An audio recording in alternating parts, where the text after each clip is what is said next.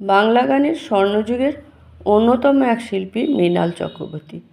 তাঁর রোমান্টিক কণ্ঠের জাদুতে ফিরে ফিরেই আচ্ছন্ন হয়েছে বাঙালি। আগের দিন আপনাদের পর্বের প্রথম অংশ শুনিয়েছিলাম, এবারে তারই কথাতে পর্বের শেষ অংশ জানাচ্ছি। এইভাবেই চলছিল বছরে 2-3টে রেকর্ডিং আর চুটিয়ে পাড়ার ফাংশন। ইতিমধ্যে ঘরণীয় একজন জুটিয়ে ফেলেছেন, নাম উমা।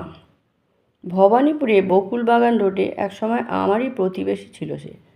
বিয়ের কিছুদিন বাদে ইউনিয়ন ব্যাংকে উমা 175 টাকার একটি চাকরিও পেয়ে গেল। ওদিকে আমার অবস্থা তথৈবচ। ঠিক এই সময় উমারই উৎসাহ আর ব্যবস্থাপনায় ভাগ্যের খোঁজে আমি পাড়ি দিলাম বম্বে। উঠলাম গিয়ে বেঙ্গল লজে। উমাদের দূর সম্পর্কের আত্মীয় ছিলেন গুরু দত্ত। উমার কথা মতো গিয়ে তাঁকেই ধরলাম। অসম্ভব আন্তরিক সহৃদয় ব্যবহার পেলাম গুরু দত্তের কাছে।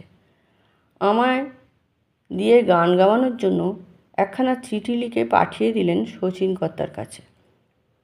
শচীন কর্তার পক্ষে সেই অনুরোধ রাখা অবশ্য সম্ভব হয়নি।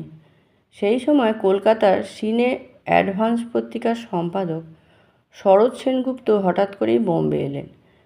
বম্বে সরোজদার খুবই পরিচিত শহর। আমায় একদিন জোর করে নিয়ে গেলেন নায়িকা মালা সিনহার বাবা অ্যালবার্ট সিনহার বাড়িতে। অ্যালবার্টদা আমার গান শুনে খুব খুশি হলেন। আর একেই বোধহয় বলে ভাগ্য। আমায় উনি অনির্দিষ্টকালের জন্য আশ্রয় দিলেন ওর বাড়িতে। বললেন কোথাও কোনো অসুবিধে হবে না, বাড়ির ছেলের মতোই থাকবে। সরোজদা নিশ্চিন্ত হলেন। প্রায় 2.5 বছর বোম্বেতে ছিলাম মালা সিনহাদের বাড়িতে। প্রায় সন্ধ্যেতেই গান বাজনার আসর বসত ওই বাড়িতে। মদন মোহন, ওমর খৈয়াম, শঙ্কর জয়কিষাণ অনেকেই আসতেন। অ্যালবার্টদারই অনুরোধে বিস্তর গান শোনাতে হতো ওদের। জয়কিষাণের সঙ্গে মধুর একটা সম্পর্কও গড়ে উঠেছিল আমার, কিন্তু ওই পর্যন্তই। কাজের কাজ কিছুই হয়নি। হেমন্তদা, শচীন কর্তা, সলিলদা একটা বাংলা ছবির গান বোম্বেতে বসিয়ে রেকর্ড করানো ছাড়া এই অধমকে দিয়ে হিন্দি ছবিতে গান গাওয়ানোর কথা ঘুণাক্ষরেও ভাবেননি। বম্বে থেকে হতাশ চিত্তেই ফিরে এলাম।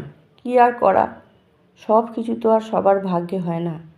তবে জীবনের ধন কিছুই যায় না ফেলা। বম্বের ওই 2.5 বছরের অভিজ্ঞতার সঞ্চয় তো কিছু কম হয়নি।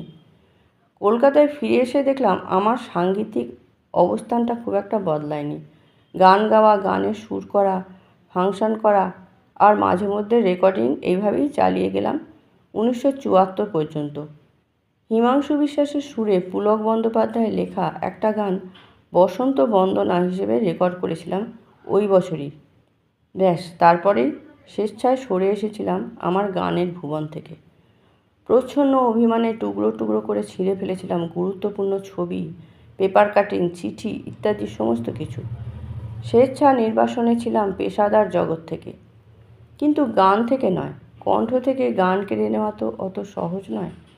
সকাল সন্ধ্যায় নিজের ঘরে নিজের কাছেই ফিরে ফিরে আসতে থাকলো আমার হারানো দিনের গান, রবীন্দ্রসঙ্গীত সব।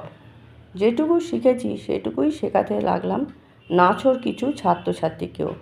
এইভাবেই কেটে গেল দীর্ঘ 16টা বছর, 1974 থেকে 1990। তারপর নিজেই একসময় বেরিয়ে এলাম খোলস থেকে। শামুকের মতো কতদিন আর গুটিয়ে থাকা যায়? যোগাযোগ করলাম HMVর সঙ্গে। আমায় প্রাণপণ সাহায্য করলেন রাসবিহারী এভিনিউয়ের মেলোডির মালিক সুশীল চক্রবর্তীর ছেলে উৎপল চক্রবর্তী। উৎপলের প্রায় একার চেষ্টাতেই আমার পুরনো জনপ্রিয় গানগুলির চমৎকার একটা সংকলন কথা দাও ভুলবে না বেরোলো HMV থেকে। অসম্ভব জনপ্রিয় হয়েছিল এই ক্যাসেটটি।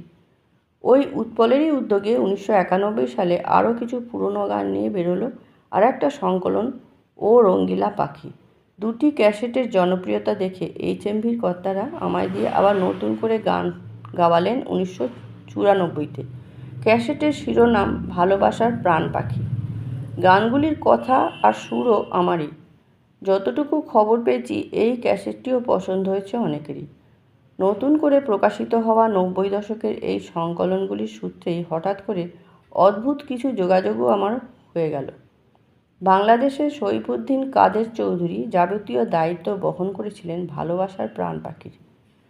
আর নিউ ইয়র্কের তপন গুহ তো পকেটের পয়সা খরচা করে আমায় ঘুরিয়ে আনলেন আমেরিকা 94-তে। 95-তে আবার গেলাম, এবার সস্ত্রীক। থাকলাম বিভিন্ন জায়গায় বিভিন্ন জনের আতিথ্যে। সুখ দুঃখের মালায় গাঁথা আমার সেই সোনার গানের দিনগুলির পেছনে ফেলে এসেছি আজ বহুদিন।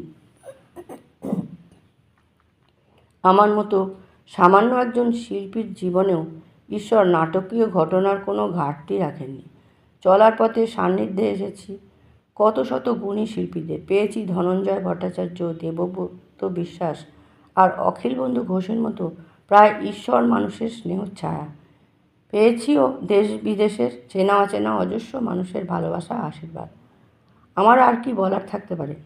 আরতি শুধু একটাই, কথা দাও ভুলবে না গো।